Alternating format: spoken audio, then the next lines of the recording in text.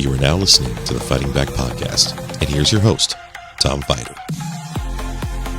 Welcome back to the Fighting Back Podcast, the podcast where we talk to folks in our legal community who help people stand up and fight for their rights. Today is episode 9, You've Been Served. We're talking to somebody who plays a crucial behind-the-scenes role in the justice system, a professional process server. His name is Kevin Fedotov of LegalServe USA. We've all heard the phrase, you've been served, but what does that really mean? Let's find out today by talking with Kevin. So, Kevin, thank you for being here. Please tell us a little bit about yourself. Thank you for having me. Like you said, my name's Kevin, but that's my American name. My name is Konstantin Fedotov. I'm from Ukraine. I moved to America about when I was 10 years old. My dad had won the green card lottery, and my family got U.S. citizenship. So it was my mother, my father, and my little sister, who was 11 months at the time. So we came to America and set roots in the northeast part of Florida, in Palm Coast, where I went to middle school and high school, and then ended up at Florida Southern College.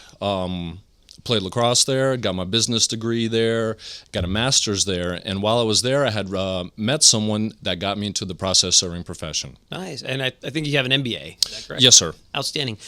I have 1/3 of my MBA, but I didn't finish it. I just finished law school instead. I was doing the joint JD MBA program, and I'm like, you know what? I'm going to stop the student loans right here. Very nice. So I went into the practice of law. Okay, all right. So you met somebody there at Florida Southern? Correct. Yeah, it was actually a guy in my Saturday basketball league that had gotten me into it, and I was working in healthcare at the time. I was a project manager for a insurance company, and I just kept getting laid off. The firms would go under. It was actually during the time of 2008, 2009. Things were. I lied. I graduated high school in 2008, 2009. This was around 2012, 2013, and every time I got laid off, this guy would just tell me, "Hey, you should check out process serving." Yeah. And then towards the end of 2012, 2013, I got my feet into it and opened up a business in Orlando. Okay. All right. Very good. And you're recently married? Yes, married beautiful Anastasia. She's actually working right now in North Carolina, so I haven't seen her in a week or so. Okay, what does she do? Right now, she is working for a family. She's like helping take care of the children, basically, for 2 weeks. So. Oh, good, very good. Okay, nice. And then when she gets back, she's going to be serving some papers. So. Okay, yeah, very good. Helping the family business. I love it, man. I really love that. Okay, so. Process serving, I don't know if it's like bail bonds where, a lot of people, they hear, they know about your job, but they don't know what a typical day is like. So what is it? I know, you work at LegalServe USA, but what's a typical day like in the life of a process server? Sure. So let me take you back a little bit about what process serving is. Oh, yeah, you did that presentation. I want to hear more about this. Yeah, so the history about service of process is what we call it.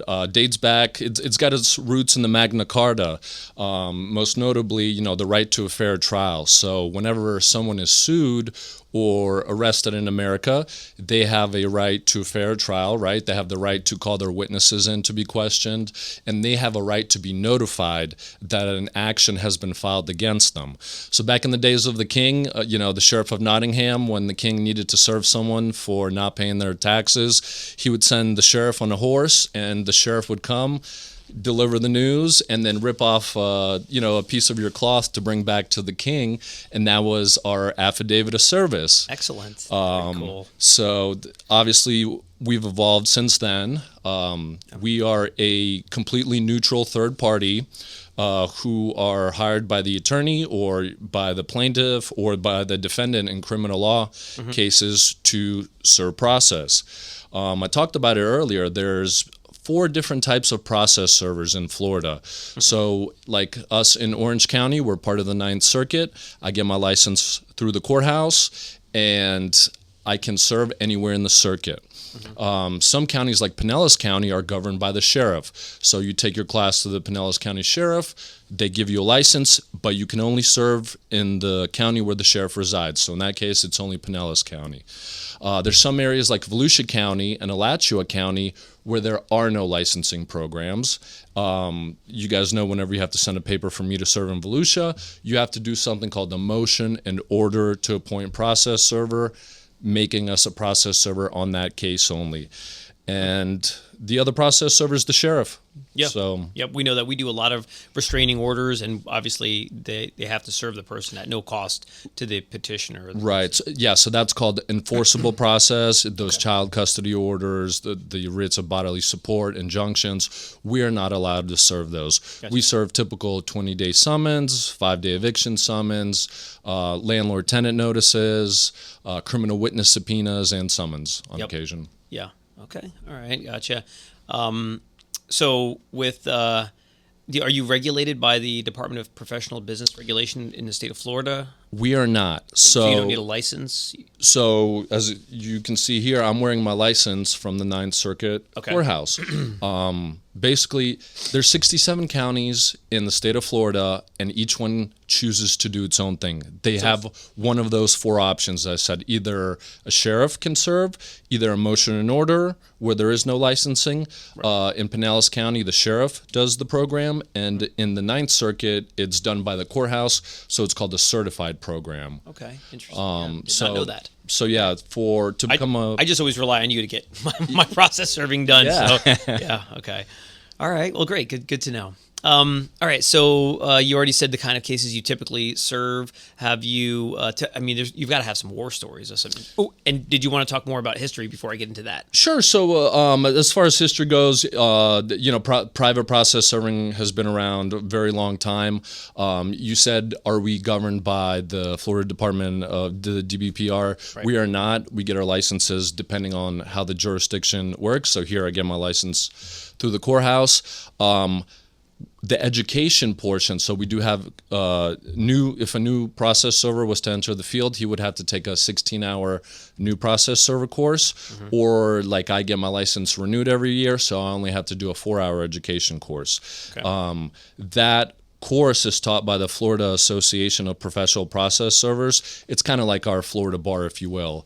Okay. They're in charge of some lobbying for process servers. They're in charge of the violence against process servers. They're in charge of legislative and the educational portion of it. Violence against process servers, that stood out to me in that list of things. So have you ever had any kind of experiences with that? So the short answer is no. I've never been attacked by anyone. It's been pretty close. Okay. I have been bit by a dog, which feels like it was violence. It was a little baby German Shepherd, but he was pretty big, and it was actually when I first got started. I pulled up to a house, and generally, like whenever you guys send us a paper to serve, right? It's a subpoena or a summons, whatever it is. Right. That's all we know about it. There's typically not a photo. There's no schedule, so.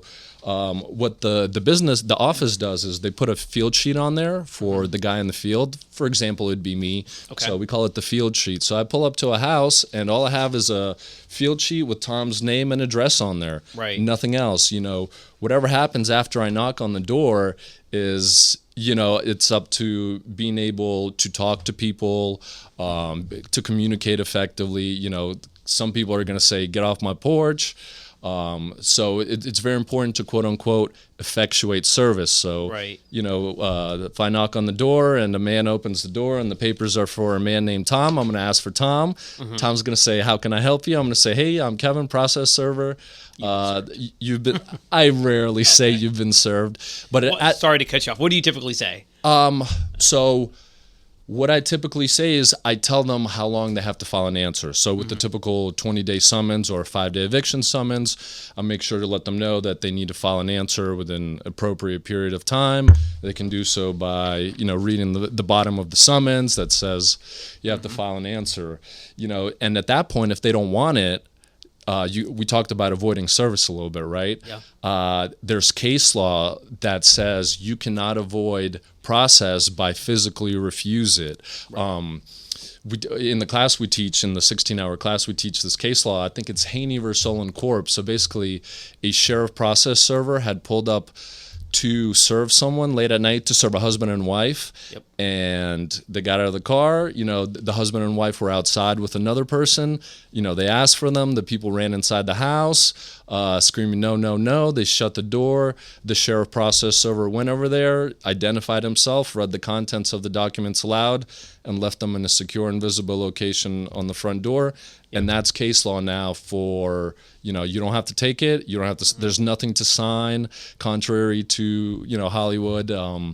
You're served. So yeah. I mean, your due process rights at that point have been fulfilled. You were, apprised of what was going on, and you're trying to knowingly evade it. Yeah. I guess that makes sense.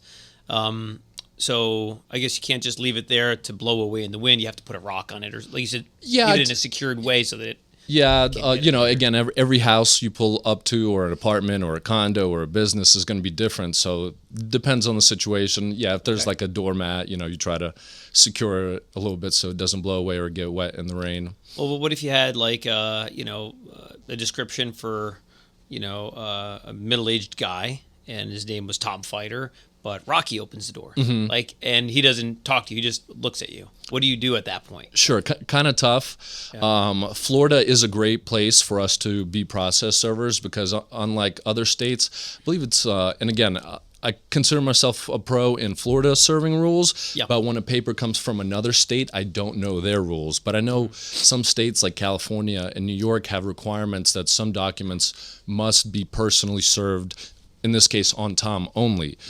Florida papers substitute serve a co-resident over the age of 15 years and inform them of the contents. So those are the three requirements to meet effective substitute service. Great. I had two thoughts.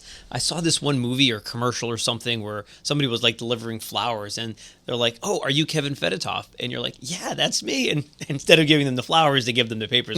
Sorry, you've been served with process. I mean, have you ever had to deploy? I mean, maybe this is all fantasy Hollywood stuff.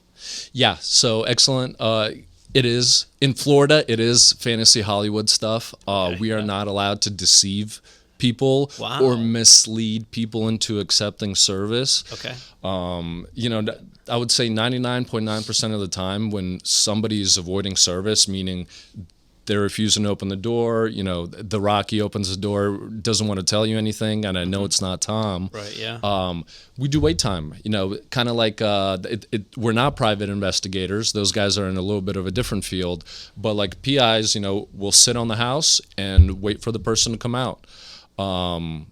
It's the easiest, to get when they're leaving the driveway or coming out or driving back in. And, again, if they don't want it, just leave it at their feet or at the door, wherever they be, and they're considered served. Okay. We're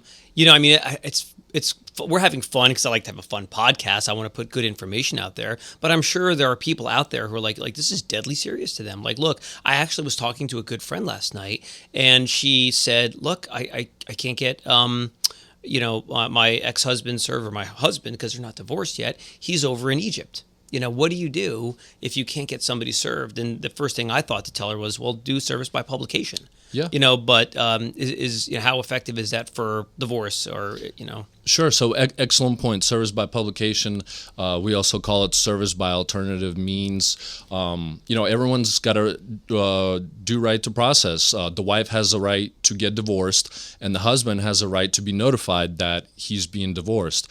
So, I kind of look at it from both perspectives, and I try to do everything in my power to make sure that husband gets notification that his wife is trying to divorce him. So we provide something called an affidavit of diligent search, which involves us running a skip trace on said husband, attempting every address that we have on file for the husband, such as his driver's license, his most current vehicle registrations. We try to see if he has any businesses. Once we exhaust the physical part of actually trying for personal service, we then make phone calls. We send him a message on social media, every social media. Yep. And people ask me all the time, Kevin, are you a spammer? I say no. And when I spam people, I say, the typical template email is, hey, Tom, I'm Kevin, process server. I give him my license number. I tell him I'm licensed in the Ninth Judicial Circuit. There's a lawsuit pending against them. Here's the case information. You can look it up yourself on the clerk's website because all that information is public record. Yep. So when people say, is this a scam? I say, go look yourself up on Orange County. Great. And so we do provide an avenue for the wife to get divorced from her husband if he's fled to Egypt via this diligent search, which then the attorney takes, publishes, and I believe 120 days later, the spouse can proceed towards getting divorced. Yeah, I've done that once or twice, but years ago that I've had to do a service by publication. So, okay. Very cool. Okay, so I guess what are some things that you think the public should know? Like the average person, do they make mistakes, or should they be afraid of getting process served? Are there advantages to avoiding service? I mean, I'm not trying to teach people how to avoid, but what should the average person know? Sure. So, like I said, avoiding service in Florida can be tough, right? You can sit in your house all day, but then I'm going to get hired to do wait time on the house. Wait time's expensive. It's going to be expensive for the attorney, and it's going to be expensive then when they try to seek legal, legal funds. Yeah, because the lawyers and our clients are going to want that money back. Exactly. From them. So yes. Why avoid it if it's just going to cost? If it's inevitable that you're going to get served, like what's the point? Exactly. The process server is also going to tell you, look, you have 20 days to file a response. Here's how you do it. People for evictions, I just did a couple today. I know they're inside, they're running around, but they don't want to open the door. Right. I don't know if they think that by not opening the door, they're not going to get evicted. My part's done. I went there two times, 6 hours apart, and I posted it in accordance with the Florida statute. So they, by them failing to open the door, they didn't get the. And again, I don't offer people legal advice, but I do tell them, you have 5 days to file an answer, or the sheriff's going to come here and change the locks and take your stuff out. Okay. So it is very important. Yeah. I mean, it's serious stuff. Yeah. It's evictions, it's foreclosures, it's divorce. You guys practice criminal law, right? When someone gets arrested, they come to you, and then it's up to you guys to depose everyone, right? So co-defendants, witnesses, people who don't want to testify. Yeah. So Sure. Florida statutes also have a nice provision in there about these criminal witness subpoenas, because, like you said, the witnesses in felony crimes do not want to show up and testify, right, when they saw their neighbor or whatever it is. Yeah. So those are one of the documents that we can post, just like the evictions, after meeting certain requirements. Nice. Have you ever thought about, or do process servers ever wear body cameras? The sheriff, so every sheriff is different. Every county does differently. The educational agency does not authorize us to wear body cameras. I know some people do. Okay.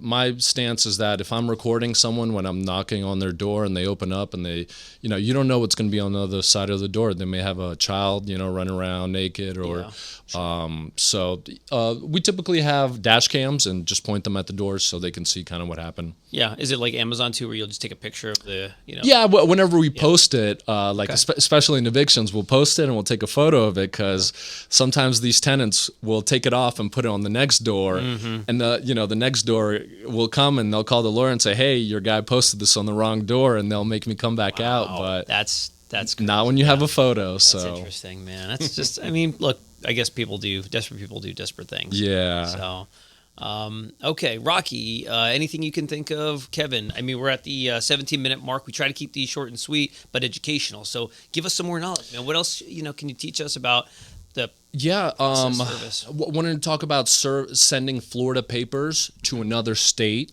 to serve. Because we get that a lot with people in Georgia, or if they move. Happens all the time. There's corporations that are doing from out of state, doing business in Florida.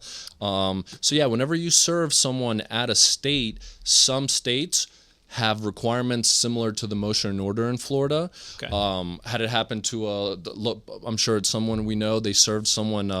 They went directly to the process server. They called the guy in North Carolina or whatever state it was, and they said, hey, they went around the Florida process server to save a couple of dollars. Well, the North Carolina process server doesn't know Florida rules.